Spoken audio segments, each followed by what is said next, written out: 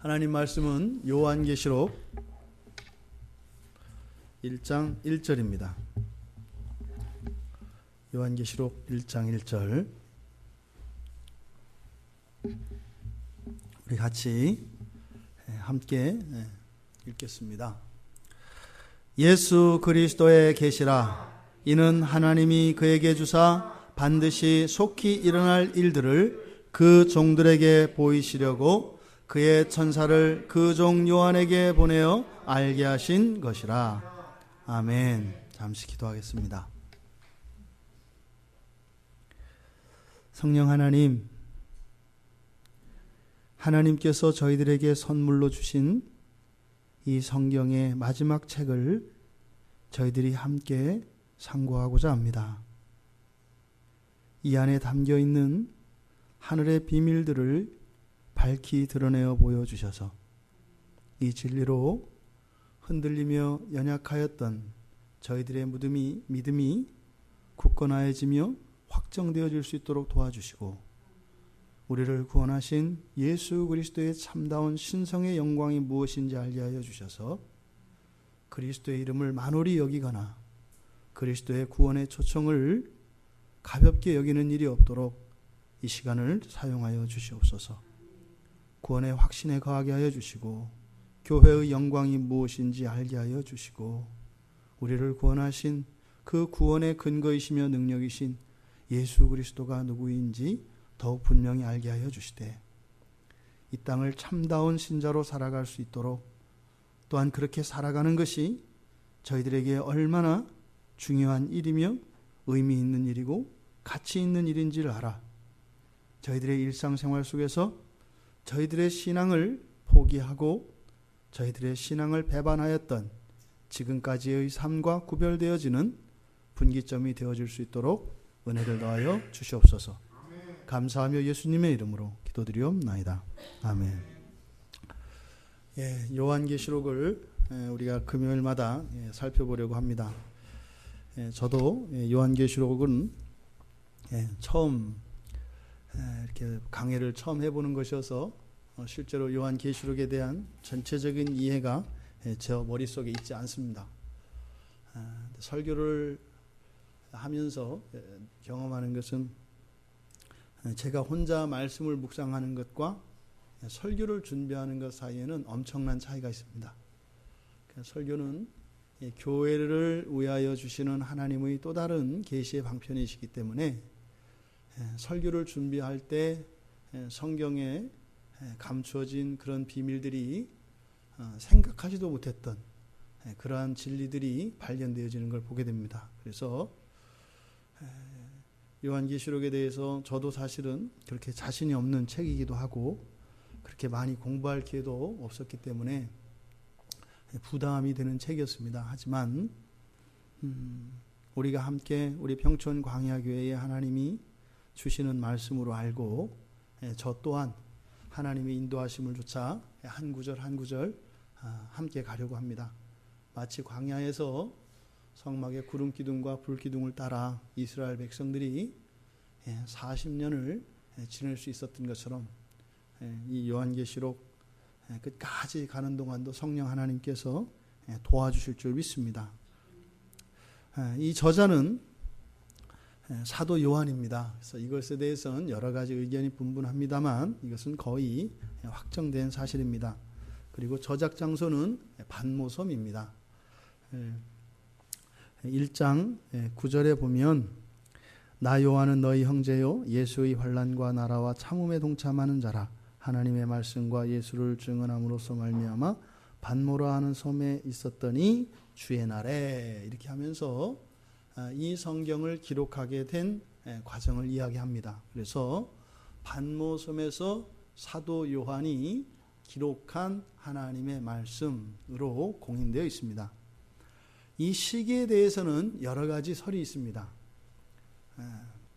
왜냐하면 이 요한계시록을 어떻게 볼 것이냐에 따라서 이 요한계시록 안에 들어있는 내용들이 이 성경이 기록되는 시점에 그 이전에 일어났던, 그 이후에 일어났던 어떤 사건들과 연결짓기 위해서 이 시기가 설왕설래합니다. 그런데 역사적 배경과 또 여러 가지 해석 가운데에서도 가장 영향력이 있고 신빙성이 있는 해석적 관점에서 볼 때 95년경 내지는 96년경으로 봅니다. 추후.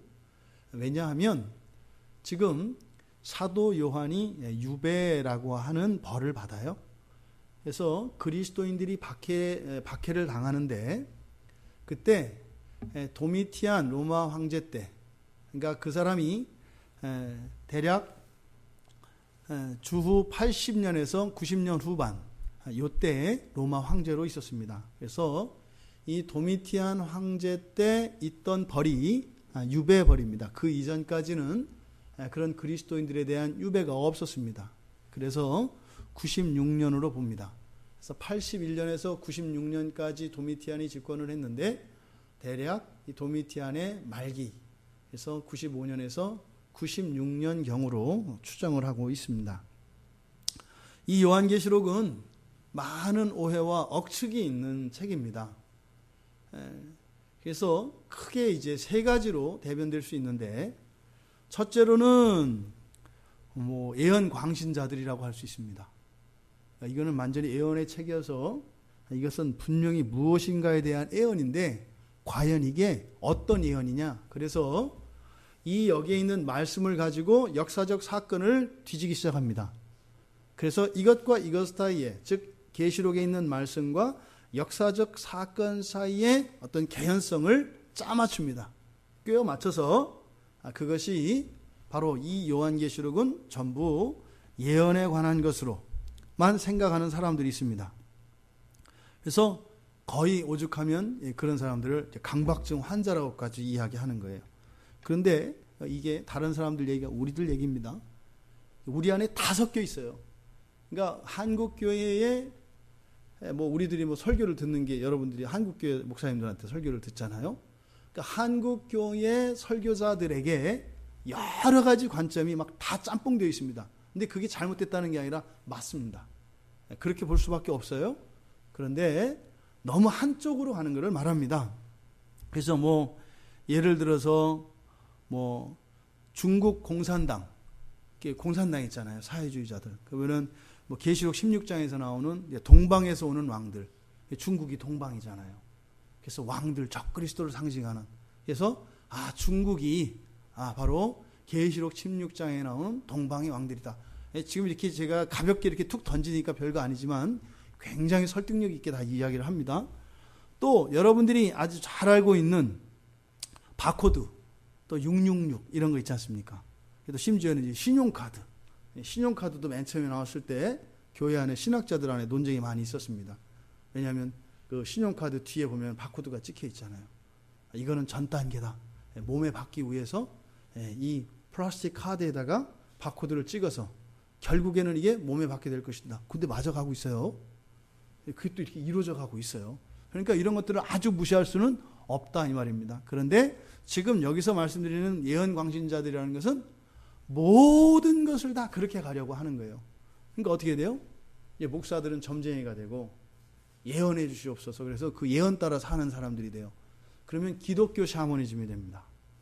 이런 사람들이 바로 이 요한계시록을 많이 이용합니다.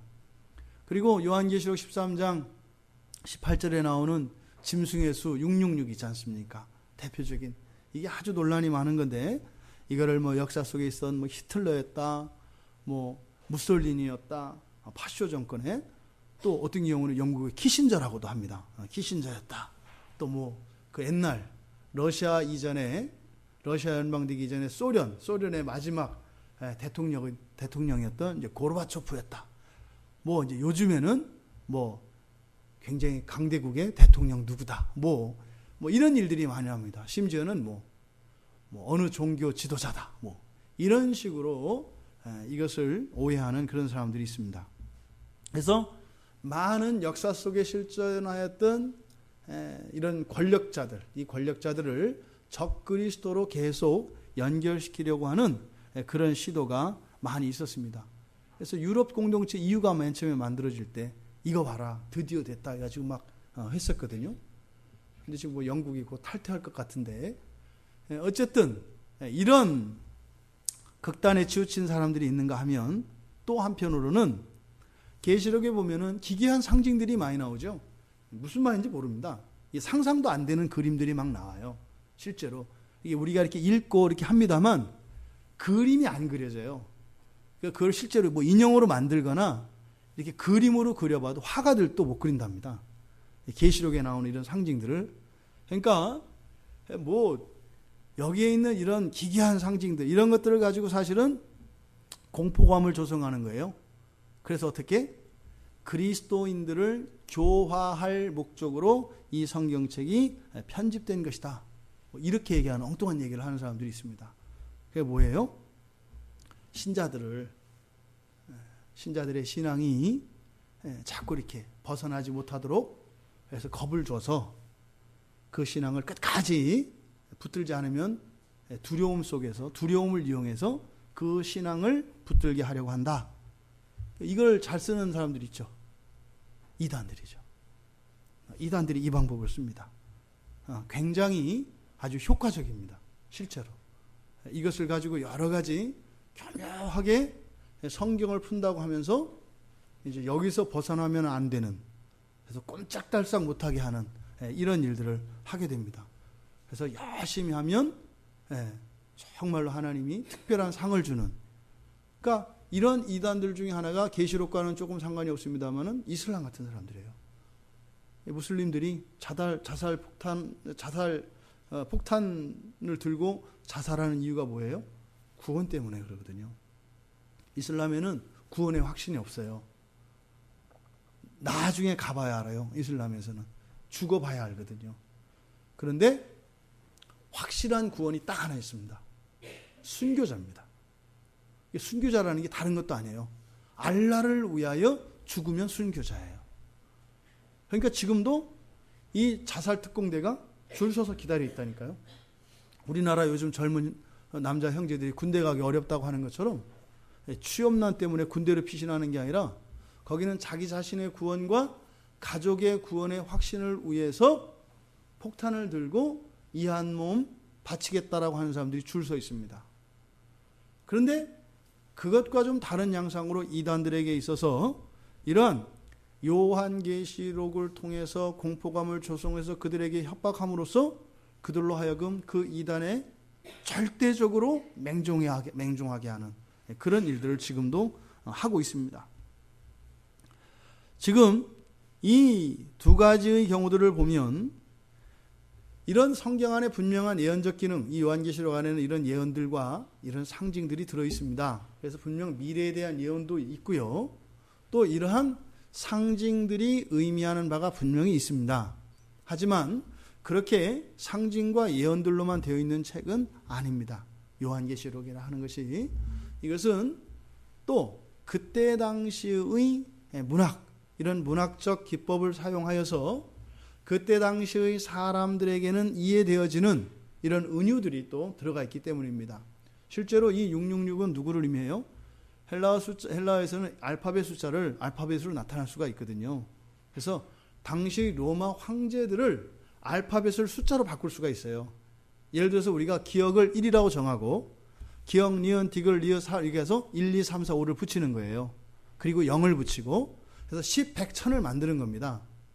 그러면 전혀 우리에게는 아무런 의미 없는 알파벳, 자모음을 나열하면 그 자모음에 숫자를 갖다 붙이면 그 합이 얼마 일정한 수가 되겠죠. 이렇게 해서 사람의 이름을 나타낼 수 있습니다. 그러니까 이건 아주 초보적인 암호지요. 그래서 실제로 이 666이라고 하는 것은 당시의 지도자들, 로마 통치자들을 의미하는 뜻입니다. 근데 그게 이제 누구냐? 그래서 영적으로 물론 해석할 가치는 충분히 있죠. 이렇게 여기에 쓰인 상징들이나 이런 것들은 그래서 그렇게 매우 추상적이고 이것은 뭐 영적인 지식으로서만 이해되어지냐면 그렇지 않다 이 말입니다. 분명히 이해되어질 수 있는 그런 부분이 또 많이 있다라는 겁니다. 세 번째로는 앞서서 말씀하였던 이 두 가지 경우, 지나치게 그 광신자와 같은 그 예언 광신자와 같은 그런 잘못된, 편향된 그런 사람들, 또 하나는 이러한 상징들을 통해서 공포감을 조성해서 성도들을 가르치고 교화하려고 한다고 하는 이러한 교화의 목적을 가지고 있다라고 하는 또 다른 극단적인 이런 것들은 주로 이단들 안에서 많이 사용되어집니다. 요한계시록을 볼 때 요즘에. 그런데 우리 흔히 말하는 정통교회라고 하는 건전한 이 기독교 교단 안에 있는 교회들에서는 정반대지요. 앞에 두 가지는 너무 지나친 경우라면 정통교회 안에서는 정반대로 너무 등한시하거나 터부시하는 경향이 있습니다. 계시록 아마 여러분들 한번 실험 한번 해보십시오. 우리 교회 금요일마다 요한계시록 강의한다 했을 때 주변 사람들의 반응이 어떤지 한번 봐보세요. 그러니까 불신자들 말고 다른 교회 교인들한테 한번 나눠보면 좋을 것 같아요. 그래서 그냥 이렇게 우리 교회 요한계시록 강의한다 이렇게 했을 때 어떤 반응이 나오는지 한번 해보면 좋을 것 같아요. 즉흥적이긴 한데 그것도 재밌을 것 같습니다.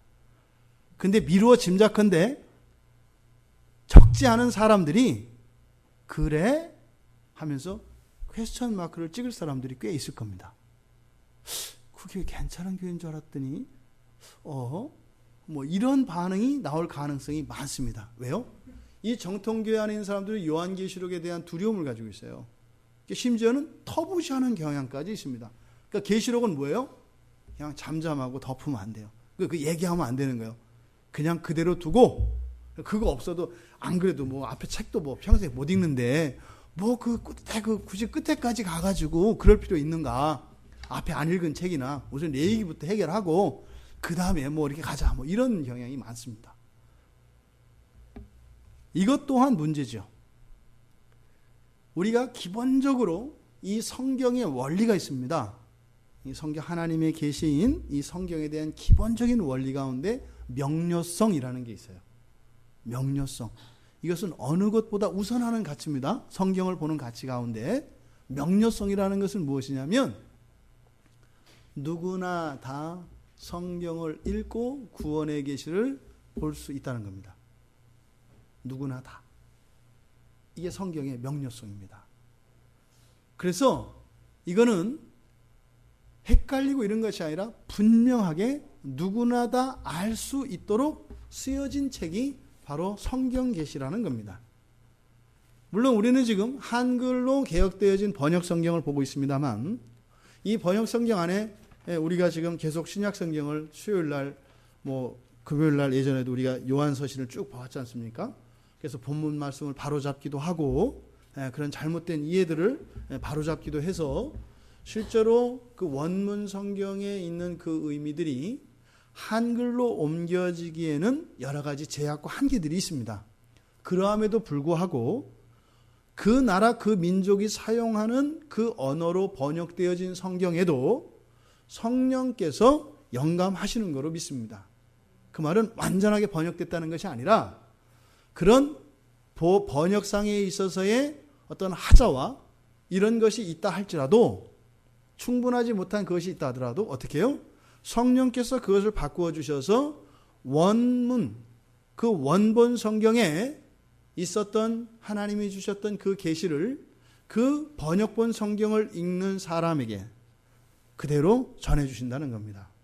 왜냐하면 저자이신 성령께서 또한 가르치시는 교사이기 때문입니다.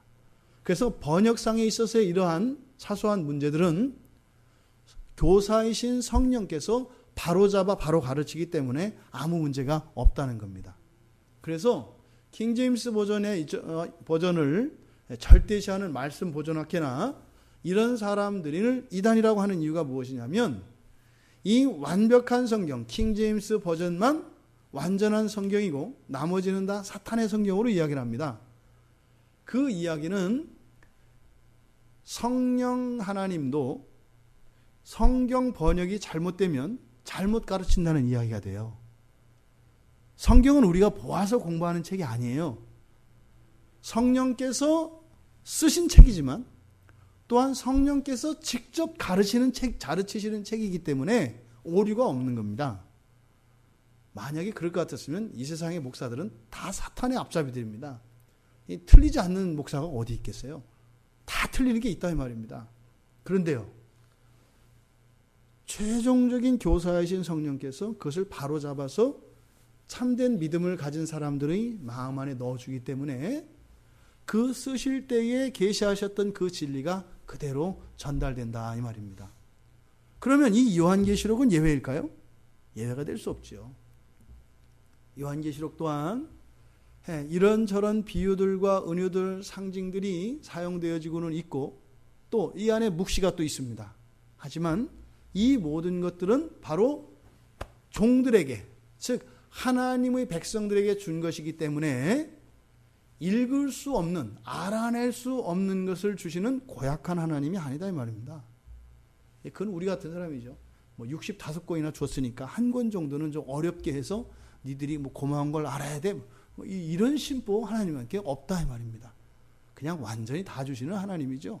그러니까 요한계시록도 뭐예요? 다른 모든 성경과 다르지 않다 이 말입니다. 똑같은 성경이다 이 말입니다. 그래서 너무 이 성경에 대하여 이렇게 어려워하고 두려워하는 마음도 없어야 할 것이고 또 마치 이것을 보지 않아도 나머지 것만으로 될 것처럼 해서도 안 된다 이 말입니다. 그러니까 이 성경은 66권으로 되어 있지만 전체가 한 권의 성경이기 때문에 모든 성경의 계시가 우리에게 필요합니다.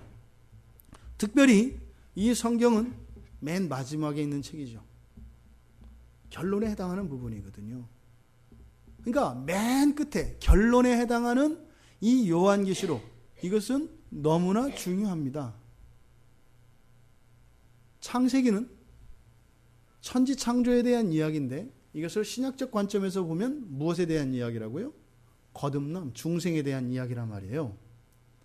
예수 그리스도께서 십자가에서 죽으심으로 우리들의 구원을 이미 과거에 이루셨죠. 창세기 1장에서 하나님이 천지를 창조하셨죠. 과거에 일어났죠. 출발점입니다. 이 창조의 사건, 재창조의 사건은 하나님의 전적인 주권에 의해서 시작되어진 사건이에요. 이미 이것은 고정된 겁니다. 이게 우리들 개인에게는 어떻게 다가와요? 구원의 확신으로입니다. 구원의 확신은 곧 창조적 사건이에요. 그런데 이 구원의 확신이라고 하는 창조, 재창조, 이 사건도 하나의 점입니다. 이 공간상에 존재하는, 시간과 시공 속에 존재하는 하나의 점입니다. 방향을 결정하는 것은 어디예요? 끝입니다. 우리가 살아갈 인생은 시작과 끝을 알아서 시작과 끝을 직선으로 이었을 때 그 선상을 따라가는 겁니다. 그게 바로 우리가 걸어가야 할 십자가의 길이에요. 그게 그리스도를 향해서 가는 길이에요. 그러니까 시작과 끝 가운데 무엇 하나가 불분명하면 열심히 살겠지만 거의 제자리 걸음하는 것만 못할 가능성이 많습니다. 생각해 보세요. 이 공간상에서 시작점이 없거나 목표 지점이 없는 상태에서 뛰어다니는 그 사람이 이 공간상에서 어떻게 유영하며 다닐 것인가를 보세요. 마치 파리나 모기가 날아다니는 것과 다르지 않아요. 뱅뱅뱅뱅 돌지 않아요. 갔던 길 또 가고 또 가고 올라갔다 내려갔다 하지 마세요. 방 안에 머문단 말이에요. 뭐 때문에? 이산화탄소 냄새 때문에 그 피 이제 먹으려고 불 꺼지기만 기다린단 말이에요. 우리들이 그렇지 않겠어요? 시작점과 목표 지점이 없으면 그저 이 세상이 주는 어떤 유혹들과 즐거움과 시험들 때문에 빙빙빙빙빙 날아다녀서 뭔가를 가는 것 같은데 평생 그 방 안에 머물고 있다 이 말입니다. 기껏해야 모기가 피 빨아먹으면 어떻게 돼요? 배 터지는 거죠. 날아가지도 못하니까 죽는 거죠. 우리들이, 여러분들이 세상에서 만족해 보세요. 어떻게 되나? 똑같아요. 똑같아요. 그러니까 구원의 책, 하나님의 창조의 책, 창세기로 시작되었다면 바로 구원의 완성의 책인 요한계시록, 이것을 정확히 알지 못하면 우리의 신앙의 여정이 순탄치 않습니다. 그래서 요한계시록은 창세기만큼이나 매우 중요합니다. 그래서 신천지가 창세기와 요한계시록 두 개를 연결시켜서 풉니다. 그렇게 해서 그 안에 딱 줄을 세워놓으면 어떻게 돼요? 못 빠져나가는 거예요. 근데 그 사람들이 풀어놓은 요한계시록은 엉뚱한 요한계시록이죠. 그러니까 좌표를 엉뚱한 대로 입력을 시켜놓는 거예요. 그런데 어떻게 해요? 처음과 끝이 어쨌든 연결이 되니까 나갈 수가 없는 거예요. 그 사람들이 날마다 기도하면서 우리 때문에 운단 말이에요. 불쌍해서. 여러분 때문에 더 울죠. 저는 마귀의 앞잡이니까 목사들은 그 마귀의 앞잡이에 속아서 있는 여러분들을 위해서 가슴을 끓이면서 여러분의 구원을 위해서 끓이는 저 신천지의 성도들을 생각을 해보세요. 요한계시록은 어때요? 굉장히 중요한 책이다 이 말이에요. 그 사람들이 막 공부를 열심히 시키고 어떤 분은 그 얘기를 해요. 뭐 신천지 뭐 가봤더니 뭐 공부를 시키는데요. 장난이 아니래요. 뭐 이거는 우리의 잽이 안 돼. 그러니까 상대가 안 된대요. 상대가. 시험 봐가지고요. 계속하면 다시 떨어뜨리고. 이게 굉장히 심하답니다. 근데 어떻게 해요?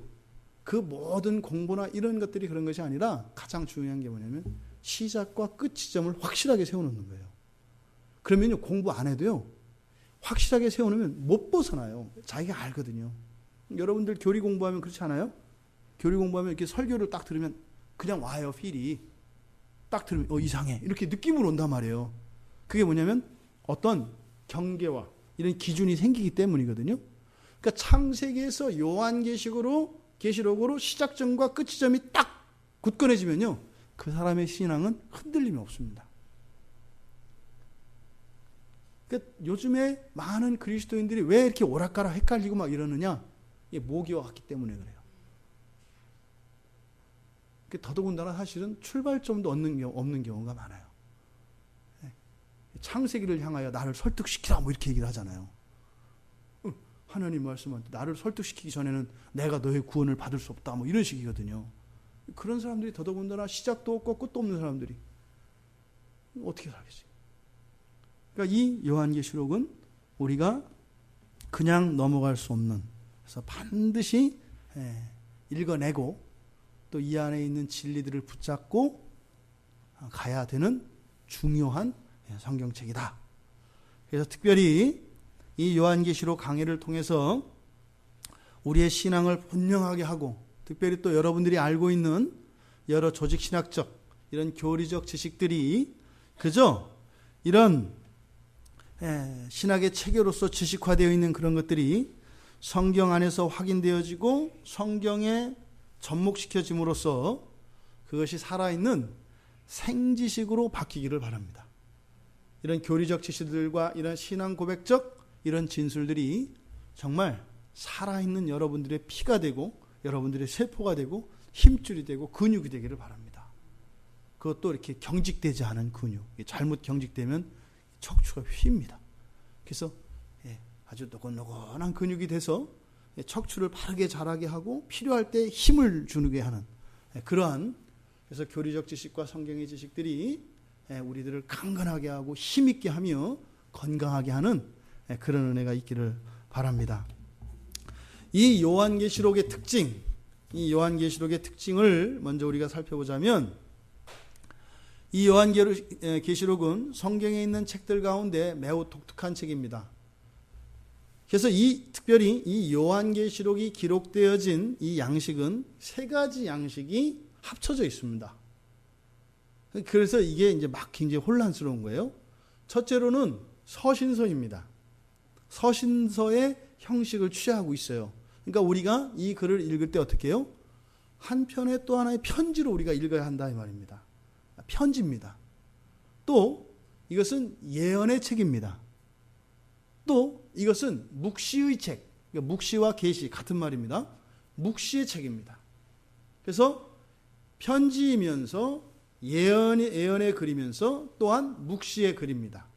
이 세 가지 양식이 함께 사용되고 있는 것이 이 요한계시록입니다.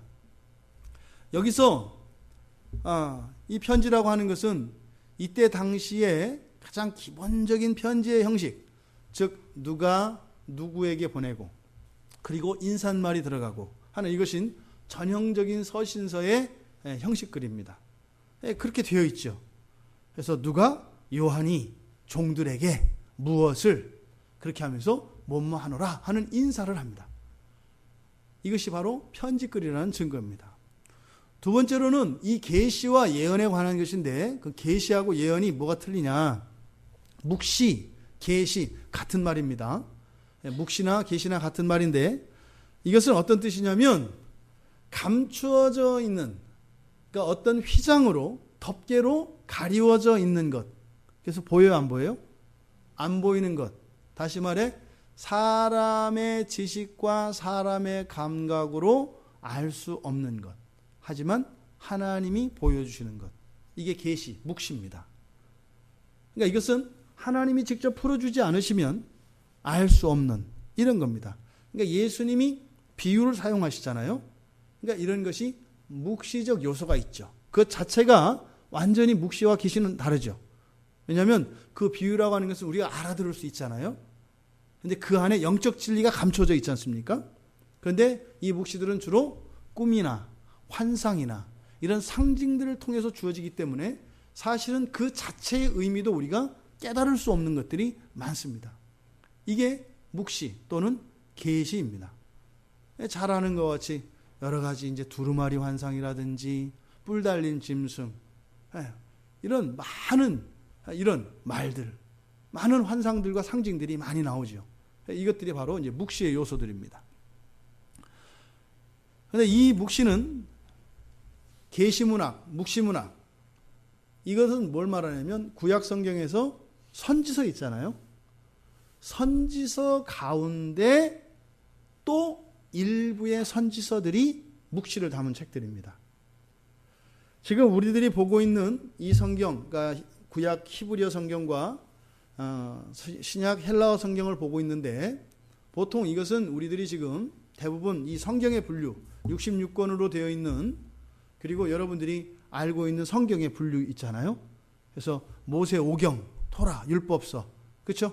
그 다음에 역사서, 선지서, 그 다음에 시가서 하는 이런 분류들 있지 않습니까? 그것은 원래 히브리 성경의 분류에 따른 것이 아닙니다. 이게 70인역으로 헬라어 성경으로 바뀌면서 그때 다시 이것이 재편돼요. 그래서 히브리, 원래 구약에서 히브리 성경은 세 가지입니다. 세 가지.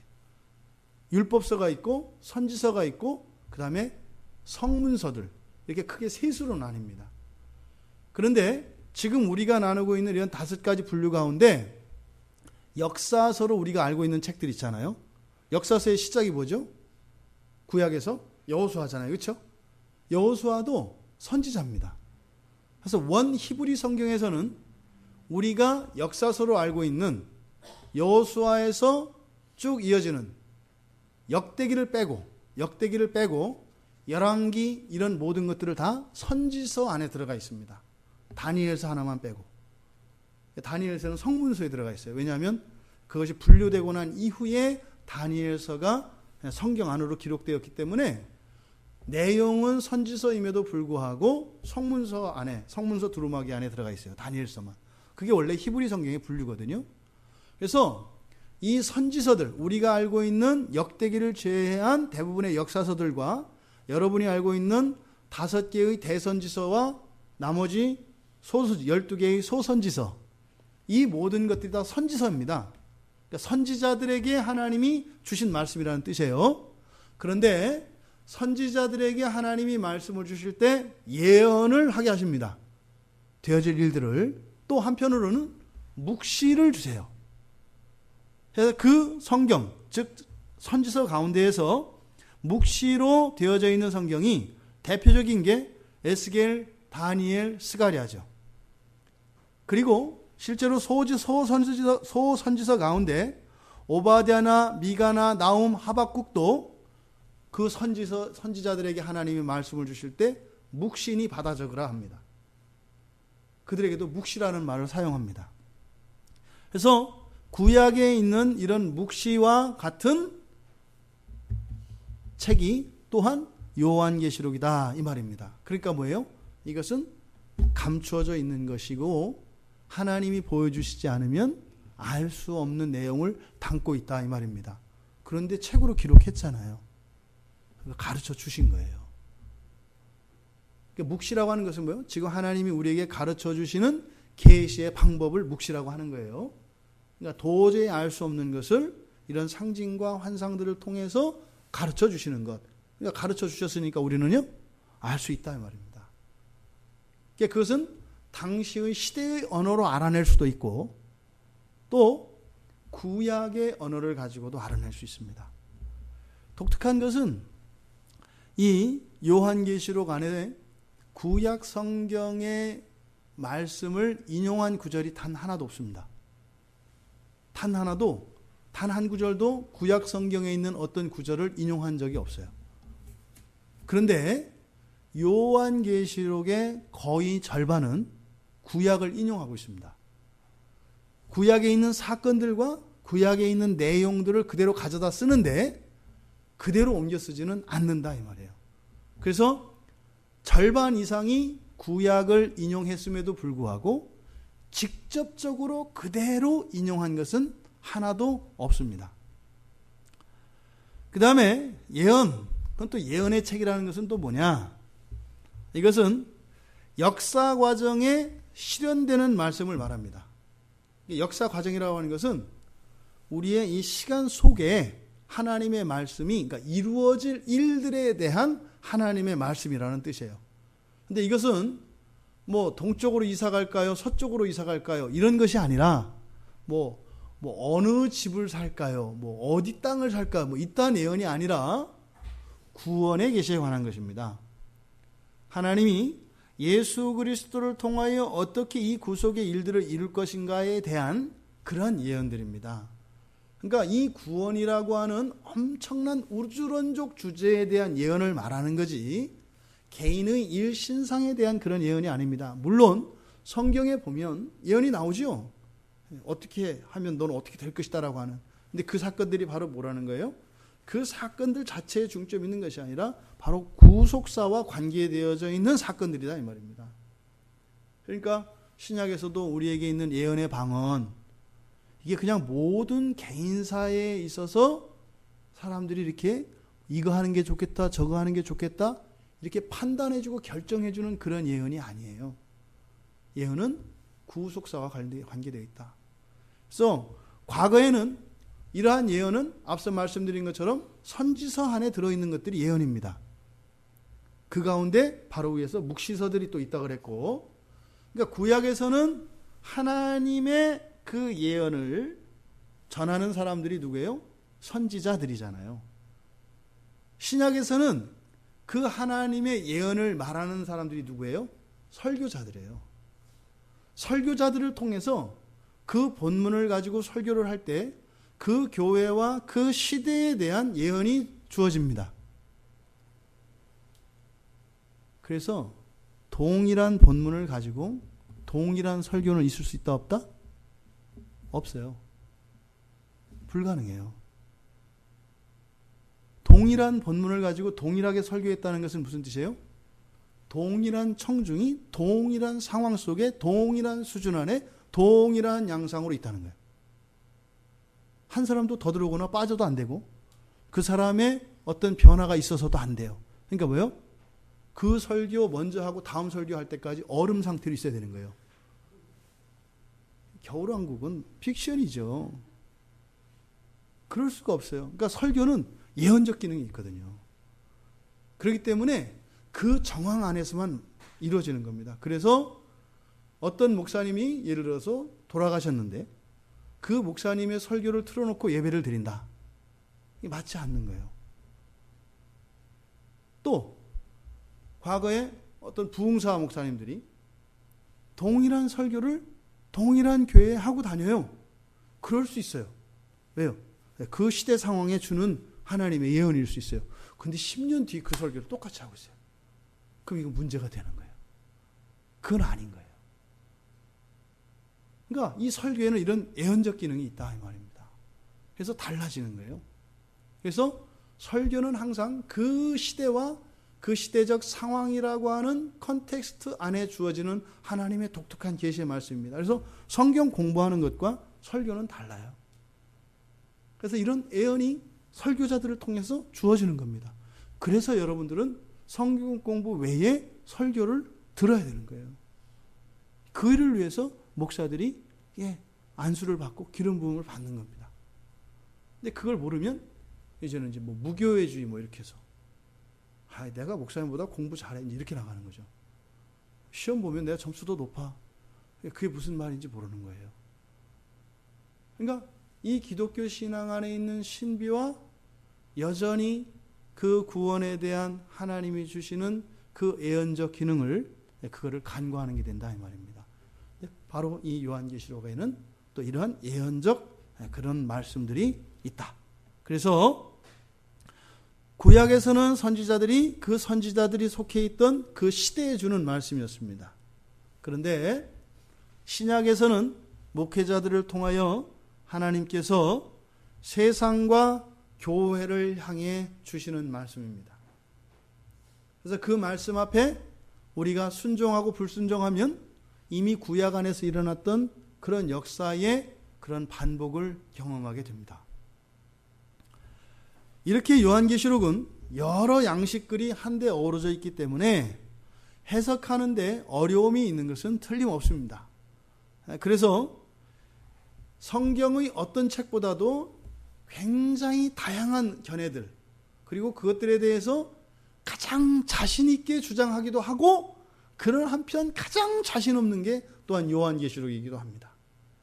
그래서 우기기로 작정하면은 뭐 그거는 장사 없는 거예요. 왜냐하면 이 요한계시록은 완전히 어디서가 뭐다, 이건 묵시다, 예언이다, 뭐 편지다라고 하는 이것을 정확히 얘기할 수 없거든요. 또 여기 이제 뭐 숫자들과 이런 상징들이 나오는데 대체적으로 구약에서 구약의 어느 본문을 배경으로 하고 있는가를 알아내면 그 의미를 찾아낼 수 있습니다. 그런데 그거를 또 다른 본문과 연결시킬 수도 있거든요. 그럼 다르게 이것을 해석할 가능성도 있어요. 그러니까 이렇게 하여튼 뭐 다양한 그런 해석들이 나오는 게 바로 이 요한계시록이 여러 양식글들을 포함하고 있으며 또한 구약을 인용을 하되 구약을 온전히 이용하지 않고 구약만을 사용하기 때문에 구체적으로 구약의 어떤 정확한 그 사건 지점을 분명하게 못 박을 수 없기 때문에 여러 가지 해석들이 나올 수 있다 이 말입니다. 그래서 정말 요한계시록을 우리에게 하나님께서 주셨으니까 이것을 밝히 깨닫게 해줄 수 있습니다. 그래서 어렵다, 할 수 없다. 또 요한계시록 설교하는 분들을 제가 이제 몇 분 쭉 들어봤더니 처음에 서론에서 다 하는 말이 그거예요. 요한계시록 절대 어렵지 않다. 무지 어려워요. 그러니까 이게 그 뭐 말씀의 의도는 알겠는데, 그래서 뭐 따라해라. 요한계시록 어렵다, 쉽다, 뭐 이렇게 막 하더라고요. 안 쉬워요. 그렇게 다른 성경도 쉬운 성경이 없는데 물론 알 수는 있어요. 근데 그렇게 녹록한 성경이 아닌 건 틀림없으니까 어려운 건 어렵다고 하고 하지만 불가능한 거 아니다. 알 수 있다. 분명히 하나님이 열어주실 거다. 어떻게? 성령께서 인도해 주셔야 돼요. 그래서 제가 얼마나 긴장했으면 여러분들한테 기도해 달라고 단체로 이렇게 부탁을 드리게 기도해 주세요. 정말로. 저도 굉장히 기대가 큽니다. 이 요한계시록은 예전부터 늘 이렇게 힐끗힐끗 넘보던 그 담장 안에 있는 그 18살 먹은 아가씨였거든요. 너무 궁금하고 보고 싶고 그런데 설레서 못 가는 거예요. 그것도 그 마음이 또 어떨지도 모르고 괜히 갔다가 이거 저 딱지 맞으면 이게 다음에 후유증이 있을까봐 함부로 문을 못 열었던 성경이 요한계시록입니다. 근데 어쨌든 그동안 설교를 준비하면서 주셨던 하나님의 특별한 은혜들에 대해서 믿고 동일한 은혜를 주실 것을 믿고 저도 과감히 이제 문을 열고 들어온 겁니다. 좋은 일이 일어날 겁니다. 뭐 다 큰 처녀 총각이 만나서 뭐 하겠어요? 뭐 결혼하지 않겠어요? 아마 이 계시록을 통해서 하나님이 주신 특별한 은혜가 있을 것으로 믿습니다. 이 요한계시록 그러함에도 불구하고 요한계시록이 다루고 있는 주제들이 있습니다. 첫 번째는 교리적 주제들이 있고 두 번째로는 실천적인 주제들이 있습니다. 교리적인 주제가 뭘까요? 예수님은 반드시 뭐 하신다? 재림하신다는 거예요. 여기서 분명하게 보여주는 거예요. 그리스도께서 제자들에게 말씀하셨던 또 승천하실 때 천사가 이야기했던 너희들이 보는 것과 같이 오실 것이라고 하는 그것에 대한 생생한 그림으로 보여주시는 거예요. 우리들이 왜 자꾸 신앙에서 어정쩡해요? 출장 갔다 안 오실 것 같으니까 그런 거예요. 안 올 수도 있을 것 같은 거예요. 그러니까 아니 확실히 예수님이 오실 것을 믿으면요 이렇게 못 살아요. 여러분들 아시죠? 무서운 아버지 밑에서 얼마나 이렇게 두려운 생활을 하는지, 그죠? 아버지가 출장 갔다 돌아오는 날이면 자매님도 아버지 무서웠죠? 돌아오는 날이면 아버지가 싫어하는 거 다 치워야 되지 않아요? 며칠간 누렸던 그런 방자한 생활과 이 방탕을 버리고 질서 잡히고 균형 있는, 마치 아버지 계시는 동안도 늘 이랬으니 마음껏 길게 출장 가시옵소서 하는 마음으로 하지 않아요? 주님이 오시면요, 요한이요 제자 가운데서 어떤 사람이에요? 예수님 품에 기대는 사람이에요.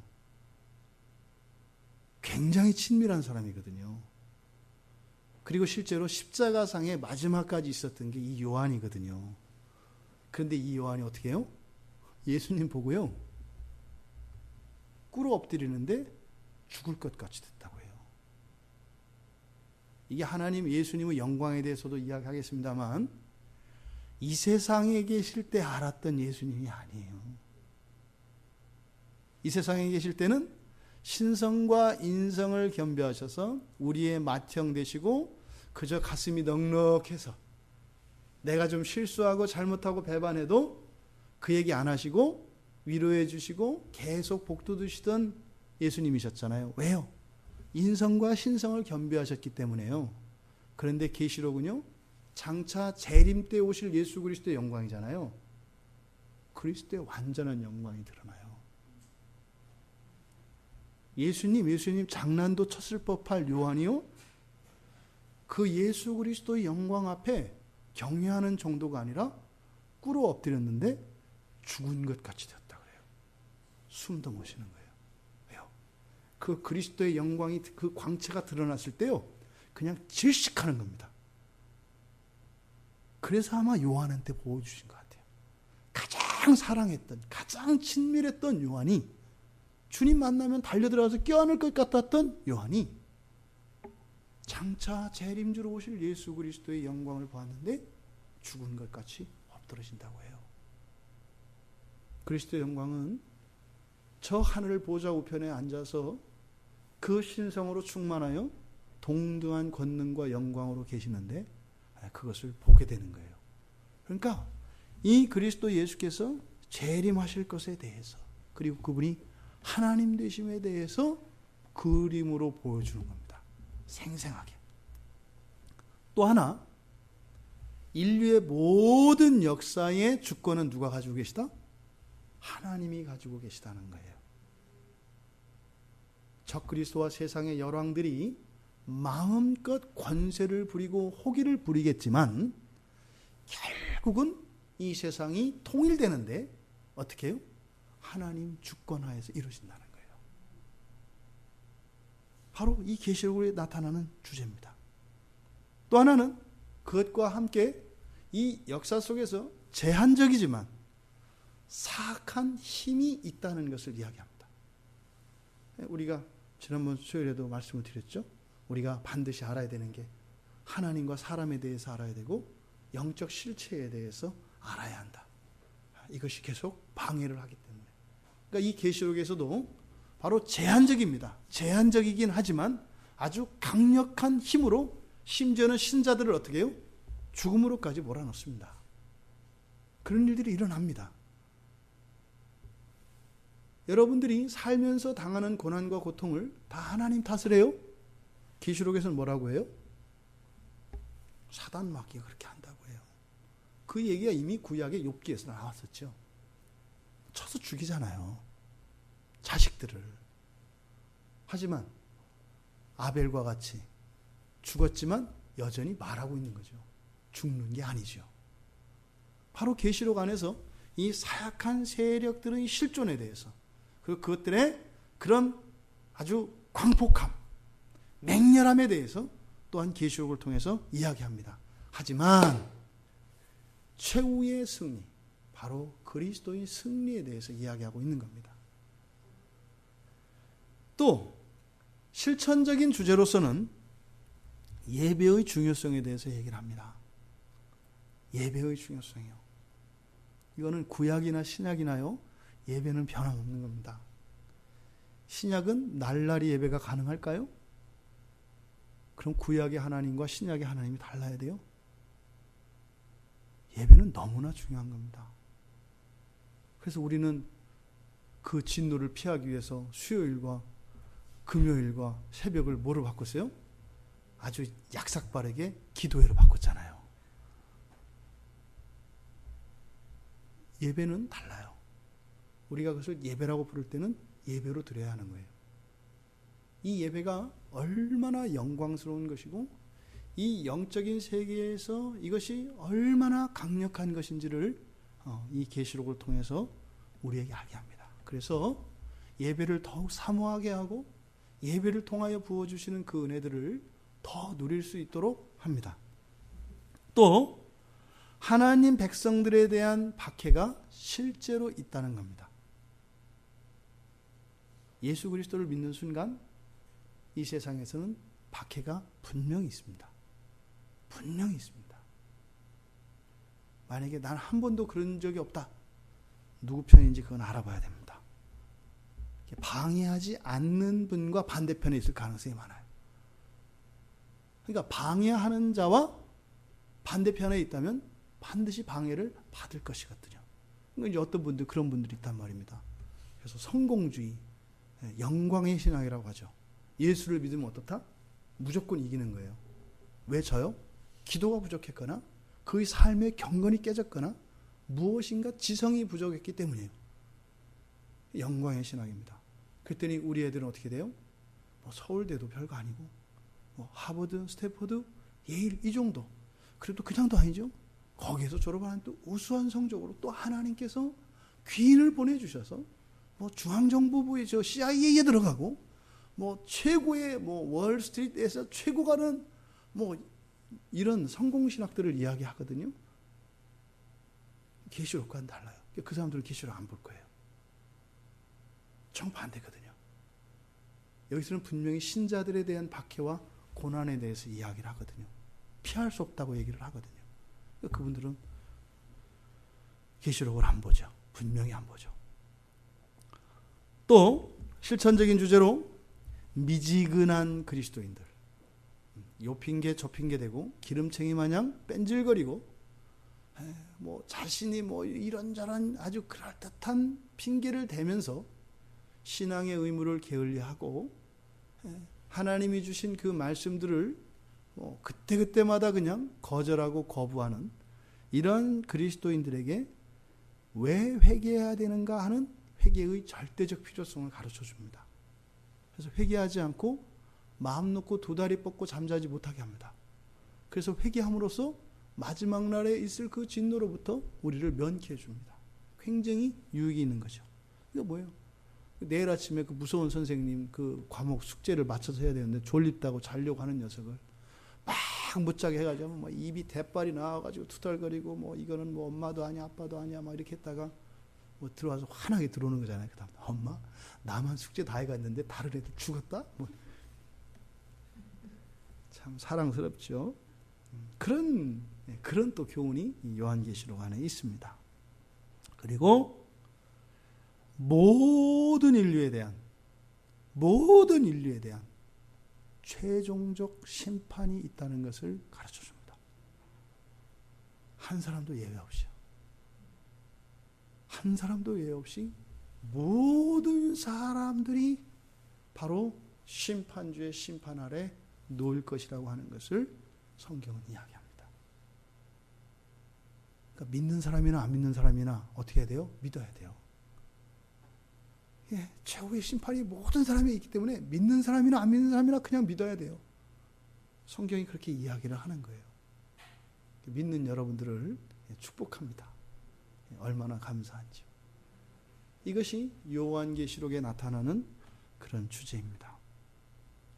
다음 주까지 서론을 좀 더 해야 될 것 같습니다. 반복해서 좀 들으셨으면 좋겠고요. 요한계시록을 좀 읽어주시기 바랍니다. 여러분들이 계속 반복해서 알려고 하지 말고 너무 또 이렇게 막 이렇게 하지 마시고 그냥 쭉 전체적인 그림이 좀 그려질 수 있도록 세번역 성경으로도 읽으시고 개정 성경으로도 읽으시고 계시록을 계속 좀 읽으시길 바랍니다. 그리고 하여튼 이 금요일에 우리가 요한계시록을 보면서 진짜로 우리의 신앙이 아주 확정적인 그런 신앙으로 세워지기를 바랍니다. 그래서 이 계시록을 지금 설교하게 하시고 또 이 계시록을 우리가 함께 보면서 주시게 될 은혜를 붙들고 우리들의 신앙과 우리 교회가 더욱 정결해지고 굳건해지기를 바랍니다. 그래서 감히 세상이 넘볼 수 없는 그런 정말 쇠구슬과 같은 단단한 믿음의 그런 신자들로 그런 가정들로 그런 교회로 세워질 수 있기를 바랍니다.